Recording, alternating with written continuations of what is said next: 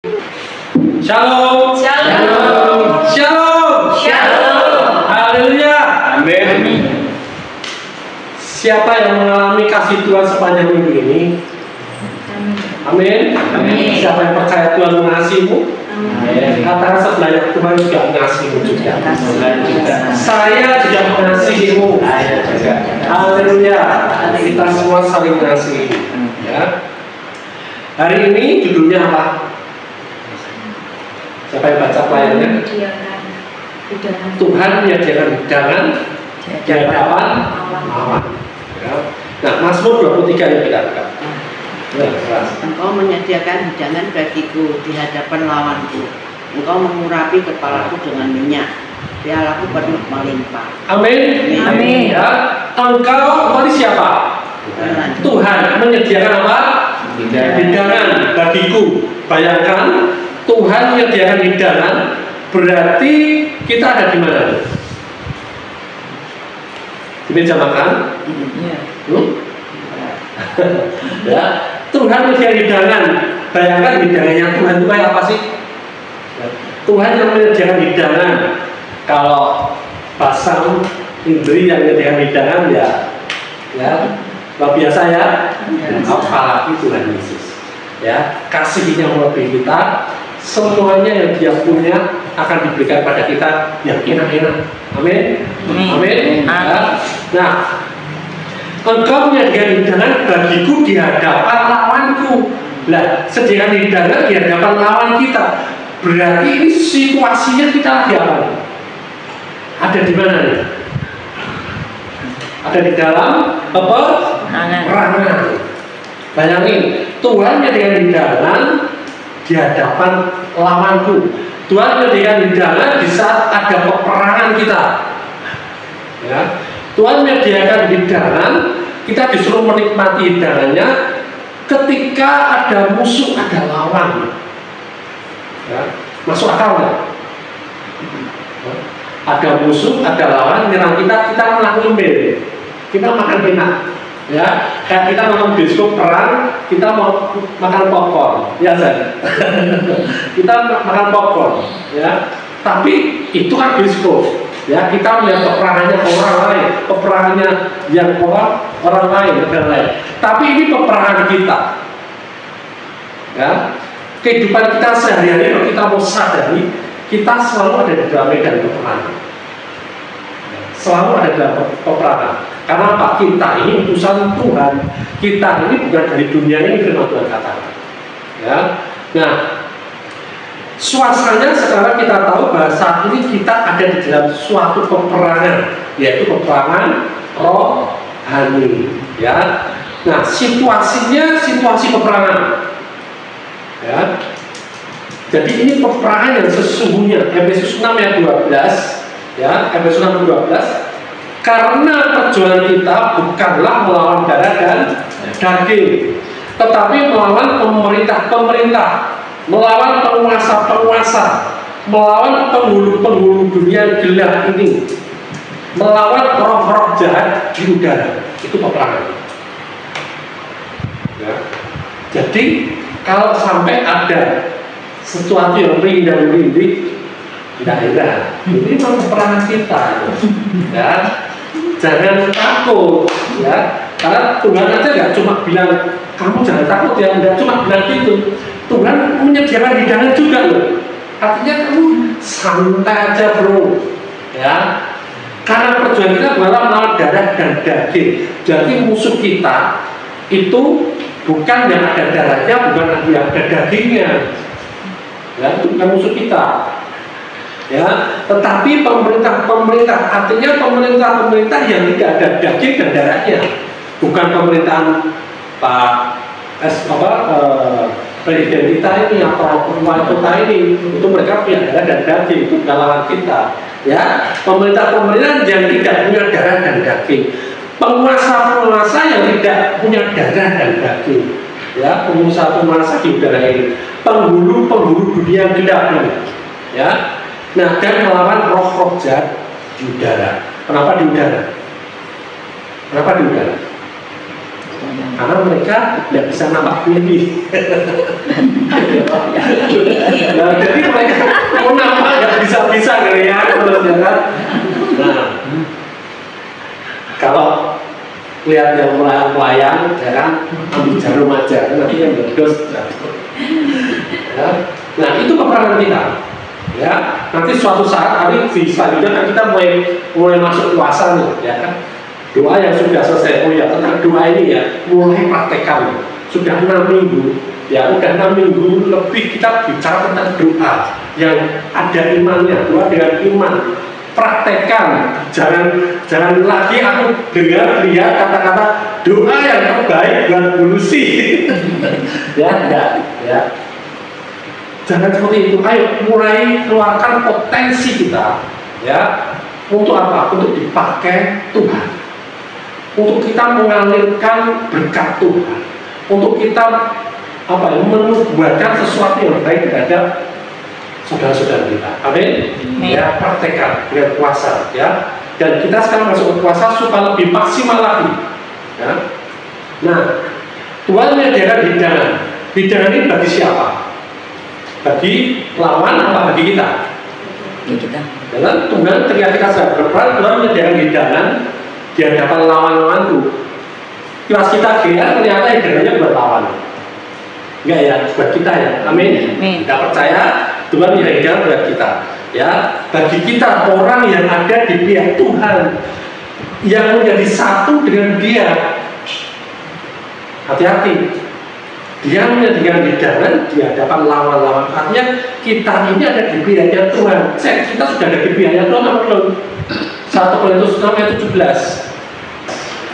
Tetapi siapa yang mengikatkan dirinya pada Tuhan menjadi satu roh dengan Dia. Amin.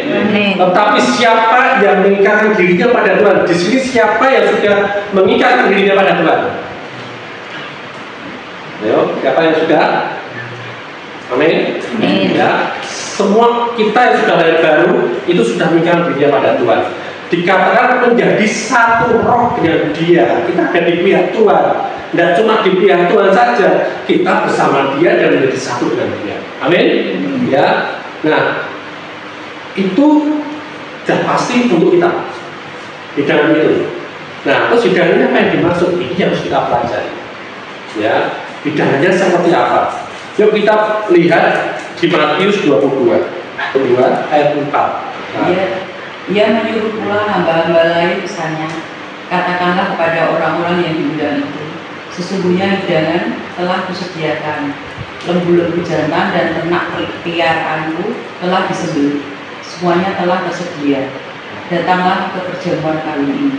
Amin. Jadi ini ceritanya Tuhan menyediakan perjamuan kawin, ya kan? Dia undang orang-orang untuk datang ke perjamuan kawin itu. Yang terjadi adalah Ia menyuruh hamba-hambanya lain, pesannya hamba-hambanya disuruh, ya kan? Hamba-hambanya ini ya sekarang pendeta, ya kan? Penginjil itu hamba-hambanya, ya kan? Pekerja-pekerjanya. Katakanlah pada orang-orang yang diundang itu, katakan, ya, sesungguhnya hidangan telah kusediakan. Hidangan telah kusediakan, amin. Hidangannya sudah ada nih, ya. Jangan minta hidangan lagi. Hidangannya sudah disediakan. Lembu-lembu jantan dan ternak piaraan telah disembelih. Semuanya telah tersedia. Semuanya telah tersedia. Nggak ada yang kurang, ya. Datanglah ke perjamuan kawin ini. Jadi kalau kita masuk ke perjamuan kawin itu diundang oleh Tuhan, semuanya sudah ada. Amin. Sudah tersedia. Kita tinggal makan, kita tinggal menerima, kita tinggal menikmati. Amin. Ya.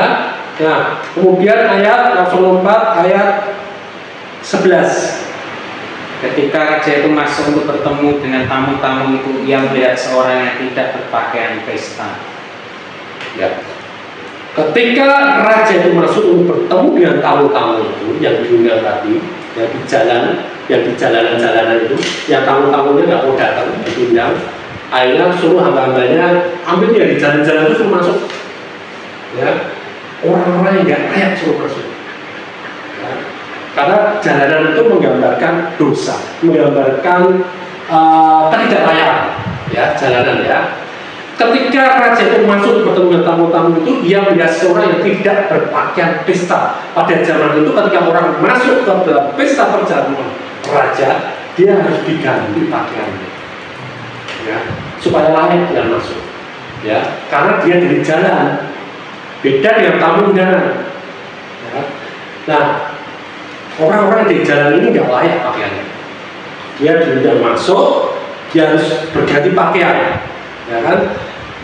Nah, ada beberapa yang menolak memakai pakaian yang disediakan karena para tamu dibawa itu dari jalan raya, dan mereka kalau di jalan raya itu mereka suatu penghinaan yang tertinggi bagi raja.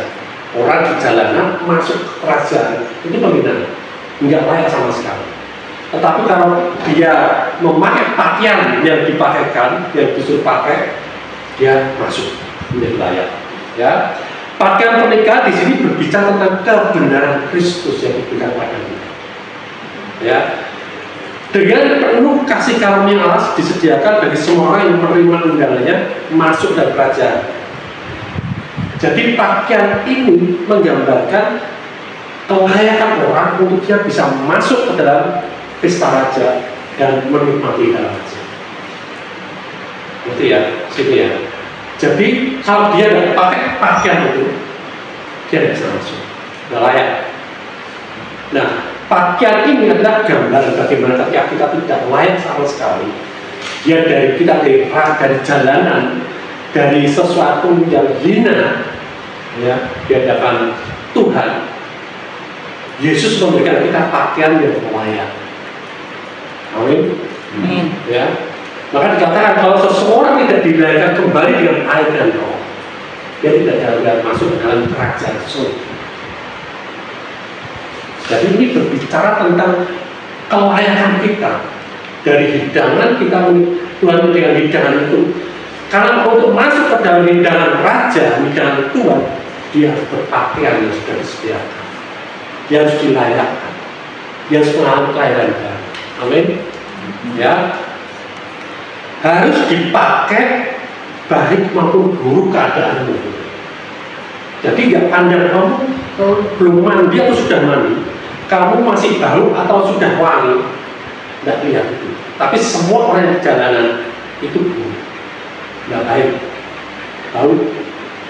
Saya pernah merangkul orang gila jalanan, ya, baunya aduhai, ya, karena bayangkan mandinya aja kapan-kapan nanti ya kan. Nah, ketika saya pernah digerakkan oleh Roh Kudus, aku merangkul orang itu, ya terjadi apa? Dia menerima kasih anugerah, sadar. Ya, aku tak rangkul sih diam aja. Tapi ketika dia pergi, orang yang waktu itu terima persekutuan kita bersama-sama, telepon, Pak kasih lagi, orangnya sadar. Nah, orang yang dari jalanan, Tuhan berkenan membuat dia ini mengalami pemulihan lagi. Tiap hari bayangan peperangan dia seperti apa? Dia untuk mengalahkan dirinya untuk tidak gila aja sudah, ya, dikuasai oleh banyak roh-roh di dalam tubuhnya, tapi oleh karena kasih, ya.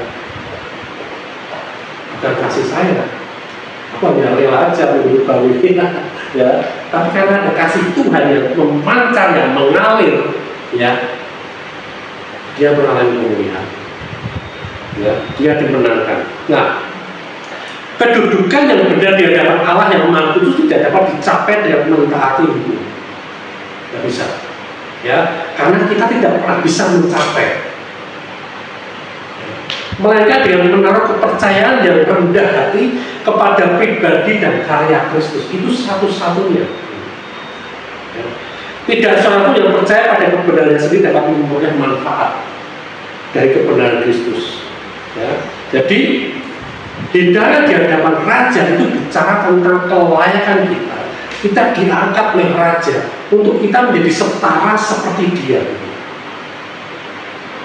Amin. Itulah yang diprotes sama para ahli Taurat ketika Yesus berkata ya Bapa berkali-kali, ya kan?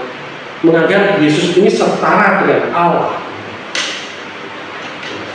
Nah, cara kita membaca kebenaran adalah dengan menaruh iman, ya, pada apa yang telah dilakukan Kristus bagi kita. Ya. Ketika kita beriman pada Kristus, kebenaran Yesus kita peroleh melalui iman yang menjadi diri kita. Nah, setelah kita memperoleh kebenarannya, baru kita bisa menghadapi lawan-lawan kita. Tanpa kebenaran Kristus kita tidak bisa apa. Ya, firman Tuhan kata di luar aku kamu tidak dapat berbuat apapun. Bahkan untuk berbuat benar pun engkau nggak sanggup. Kamu harus masuk di dalam aku dulu untuk kamu menerima semua kesanggupan yang di dalam aku itu. Amin. Ya. Ya, jadi melalui iman pada Yesus kita dapat menerima kebenaran Allah sebagai anugerah. Ya. Kemudian ayat 12-nya ia berkata padanya, hai saudara, bagaimana kau masuk kemari yang tidak menempatkan pesta, tapi orang itu diam saja. Ya. Hanya orang yang menolak kasih karunia itu. Ya udah. Ya, dia akhirnya apa? Raja itu berkata, campakkanlah orang itu ke dalam kegelapan yang paling gelap, udah gelap, yang paling gelap lagi. Di sanalah terdapat ratap dan keletak. Artinya apa? Ratap dan keletak itu artinya apa? Dia tidak memperoleh kasih karunia Tuhan, dia tidak memperoleh anugerah yang orang lain yang dia pikir lebih rendah daripada dia, mereka menikmati itu semua dan dia tidak bisa. Dan dia mengalami kalah dengan dirinya. Amin. Ya. Nah, jadi ketika Tuhan memberikan hidangan di hadapan lawan kita, Tuhan sedang mengadakan pesta bagi kita. Ya, cuma sekedar, kamu makan ya. Di sini hidangan ini berkata, ini Tuhan menyediakan pesta bagi kita. Ya kan? Dan itu pesta raja, ya, pesta sembarangan, ya. Dan karena lembu sudah disembelih ini berbicara tentang pesta penebusan yang Tuhan sudah sediakan. Amin. Ya, memberikan perayaan adanya pertobatan dan penebusan. Jadi kita Tuhan ini ketika menyediakan hidangan, dia sedang merayakan kemenangan kita. Amin.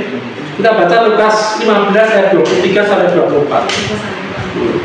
Dan ambillah anak lembu tambur itu, sembelihlah dia, dan marilah kita makan dan bersuka-cita. Sebab anakku ini telah mati dan menjadi hidup kembali. Ia telah hilang dan didapat kembali. Maka mulailah mereka bersuka-cita. Amin. Kapan anak lembu tambur itu sembelih? Ketika si bungsu, ketika orang yang terhilang ini kembali. Amin. Amin.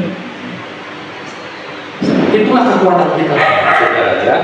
Sebab anakku telah mati dan menjadi hidup kembali. Ia telah hilang dan didapat kembali. Maka mulailah mereka bersukaria. Ya, jadi bagian perjamuan pesta itu juga penebusan, menerima Yesus sebagai Tuhan dan Juru Selamat. Ya. Nah, ingat ketika si bungsu itu pulang, dia mendapatkan apa? Dia mendapatkan satu apa? Jubah.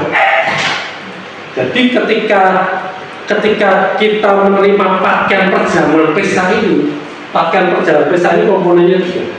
Yang pertama jubah, kedua apa? Cincin. Yang ketiga sepatu. Ya. Jubah ini adalah pelayakan kita. Kita dilayakkan, kita diberikan jubah, kita diberikan kewarganegaraan, kita diganti identitas kita yang baru. Dan diberikan cincin, artinya kita di dalam suatu perjanjian yang kekal. Diberikan sepatu, ya, untuk kita berjalan bersama-sama dengan Tuhan. Di dalam seluruh kebenaran yang ada. Amin. Ya. Jadi Tuhan dengan hidangan, artinya Tuhan sudah menebus kita, membebaskan kita dari tangan dosa, dan kita menjadikan, dan Dia menjadikan kita setara dengan Dia. Ini luar biasa di dalam ini. Ya. Nah, inilah peperangan Tuhan yang dia berperan bagi kita. Ya. Yesus sudah melawan musuh dan sudah mengumumkan kekalahan iblis di hadapan Tuhan. Dia nggak cuma mengalahkan musuh kita, dan cuma mengalahkan iblis, ya, tetapi dia umumkan di semua wilayah, semua bagian dunia ini, iblis sudah kalah. Ya. Ini suatu kuasa ya, ini suatu power dan powerful yang kita miliki. Ketika kita menghadapi lawan, kita proklamirkan bahwa engkau sudah kalah iblis. Engkau tidak punya arti apa-apa di hadapan. Ya, Tuhan membuat kita ini setara ya dengan Dia. Ya. Artinya apa?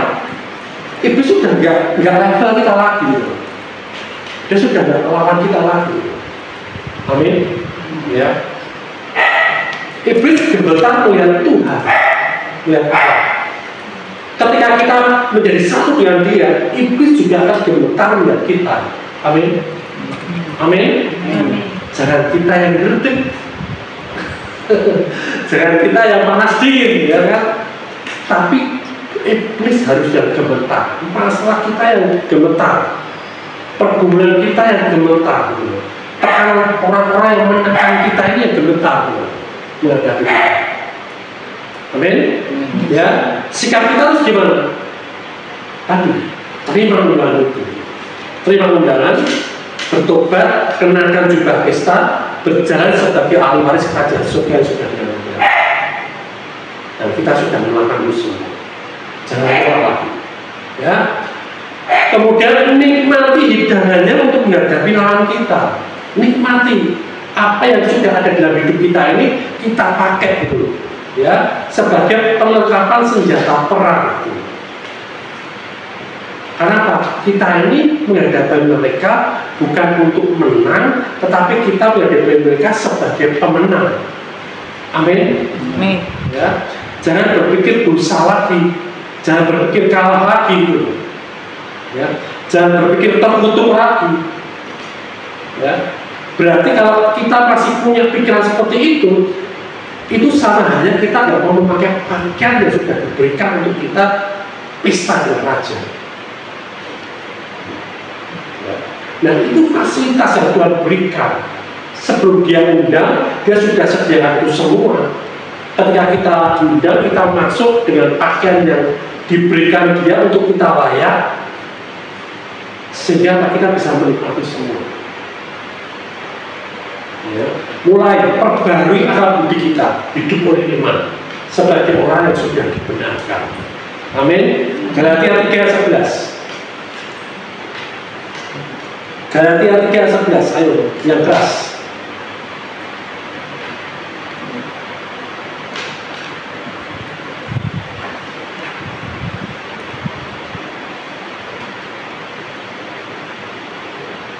Silakan.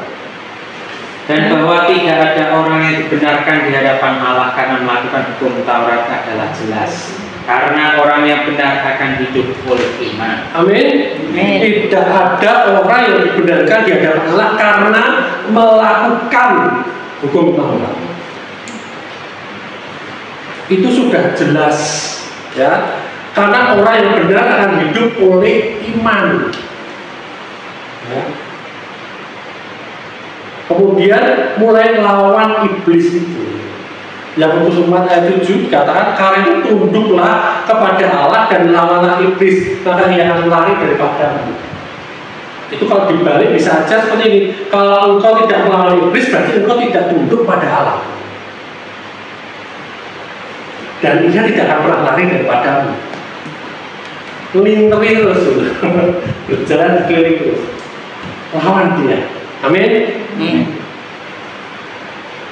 Jadi kalahkan tipu dayanya. Efesus 5:11. Kenakanlah seluruh perlengkapan senjata Allah supaya kamu dapat bertahan melawan tipu muslihat iblis. Kenakan semua, nggak cuma salah satu. Seluruh perlengkapan senjata Allah yang sudah diberikan kita. Artinya apa itu perlengkapan senjata Allah? tadi dalam tadi, ya, makan dengan raja, kita dibuat menjadi satu dengan dia, setara dengan dia. Ya. Kemudian ayat 5 B ya, Mazmur 23 tadi ayat 5 B. Engkau mengurapi kepalaku dengan minyak, pialaku penuh melimpah. Ya, terjadi ketika kita menikmati hidangan bersama dengan Tuhan. Ini kita lagi menikmati hidangan di hadapan lawan-lawan kita, ya kan? Tuhan ya mengurapi kepala kita dengan minyak. Tuhan mengurapi kepalaku dengan minyak. Kepala siapa? Kepalaku. Katakan kepalaku. Pegang kepala ya, kepalaku. Diurapi Tuhan dengan minyak. Ya. Tuhan memenuhi piala kita, ya, gelas kita dengan minyak. Ya. Kalau kita baca di Kisah Para Rasul 10:38, ya, Kisah Para Rasul 10:38 berkata seperti ini. Yaitu tentang Yesus dari Nazaret, bagaimana Allah mengurapi dia dengan Roh Kudus dan kuat kuasa, dia yang berjalan berkeliling sambil berbuat baik dan menyembuhkan semua orang yang dikuasai iblis, sebab Allah menyertai dia. Kalau Allah mengurapi Yesus dengan minyak, dengan Roh Kudus, berarti kita juga diurapi dengan Roh Kudus. Jadi ketika Yesus mengurapi dengan minyak, Yesus memberikan kita Roh Kudus. Amin. Dan dia memenuhi piala kita, hidup kita ini juga dengan Roh Kudus dipenuhi. Tidak ada bagian dari kita yang tidak kena Roh Kudus. Artinya apa? Ya. Tadi Allah mengurapi kita dengan Roh Kudus dengan kuat kuasa Allah. Urapannya artinya Tuhan menyertai kita. Gampangnya seperti itu. Ya, Matius 28:30. Dan ajarlah mereka melakukan segala sesuatu yang telah kuperintahkan padamu, dan ketahuilah aku menyertai kamu senantiasa sampai kepada akhir zaman. Amin. Ya, tidak ada jedanya. Dia menyertai kita sampai akhir zaman. Ya. Jadi dengan urapan Tuhan itu yang pertama Pak, Tuhan menyertai kita. Amin. Kita hidup diajar, dimuridkan, ya, supaya kita punya pengetahuan bagaimana menggunakan kuasa itu. Amin. Kemudian dengan kuasa, dengan minyak itu, dengan urapan itu kita berjalan, berkeliling, berbuat baik sesuai dengan iman kita. Amin. Ya, menyembuhkan banyak orang yang dikuasai iblis, mengabarkan kabar baik, dikasih karunia. Amin. Ya. Nah, karena satu-satunya kekuatan Allah adalah Injil. Kita lihat dalam Roma 1 ayat 16. Roma 1 ayat 16 dikatakan seperti ini. Sebab aku mempunyai keyakinan yang kokoh dalam Injil. Karena Injil adalah kekuatan Allah yang menyelamatkan setiap orang yang percaya. Pertama-tama orang Yahudi, tetapi juga orang Yunani dan sampai kita ini. Amin. Amin. Amin. Amin. Injil kekuatan Allah. Jadi kalau kita mau melawan musuh kita dengan kekuatan Allah, kita mengalahkan dengan apa? Berita Injil. Berita Injil adalah berita kasih karunia, belas kasih karunia Allah yang diberikan kepada manusia, supaya mereka menerima, ya kan?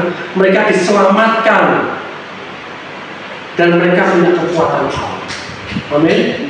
Kesimpulannya kita tahu sekarang, ketika Tuhan menyediakan hidangan di hadapan lawan kita, Dia sedang mengadakan perjamuan raja. Dia membuat kita ini setara dengan Dia. Dia membuat kita menjadi satu dengan Dia. Ketika kita menjadi satu dengan Dia, iblis menyaksikan itu dan dia mengaku, engkau anak Allah, engkau punya kuasa, aku tidak mampu melawan engkau. Dan akhirnya dia lari dari itu. Dia berusaha untuk menipu. Makanya pakai perlengkapan senjata Allah. Hikmat daripada Allah, Injil kasih karunia itu untuk mengalahkan tipu daya. Karena hanya satu-satunya kekuatan Allah adalah Injil. Amin.